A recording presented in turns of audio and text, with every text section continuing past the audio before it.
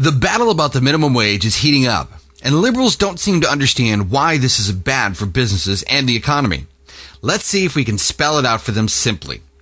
The current minimum wage is $7.25 an hour, or $290 a week at 40 hours a week. If your employer has 10 employees, each getting paid $7.25 an hour, and are working 40 hours a week, it costs the employer $2,900 a week just in payroll. Keep in mind, that doesn't include additional costs that the employers had to pay, like insurance, uniforms, work materials, maintenance, administration, and so much more.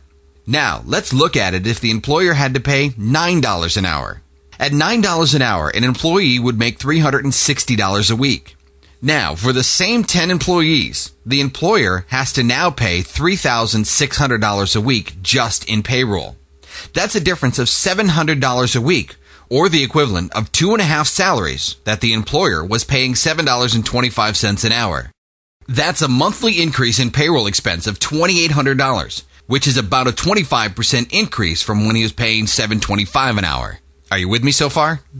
Keep in mind that most small businesses, the ones that are paying $7.25 an hour, only have a profit margin in the area of 10 to 16%. That would mean that doubling their cost of labor would reduce the employer's profits, which would reduce the amount of expansion the business could do, would prevent the employer from affording new equipment, and would just about completely eliminate bonuses and raises altogether, and would limit the employer from hiring new people and creating more jobs. Now, the option the employer has to keep the business surviving is to cut costs, and the single biggest cost that a company has is the employees. Remember that just because the employer pays you $290 a week doesn't mean that that's all it costs. There are other costs involved for the employer per employee, including insurance, uniforms, work materials, maintenance, and then the administrative costs. And then there's so much more that the employer has to pay in addition to paying the salary. So you may see the employer have to cut 2 positions just to stay within budget. That means less jobs, because if your employer had to do it, that means others had to do it as well. Currently in the United States, there are estimated to be 27.9 million small businesses.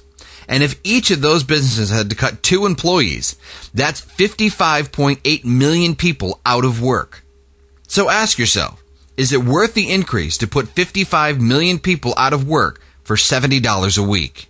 And that's why raising the minimum wage to $9 an hour will hurt the economy and destroy jobs.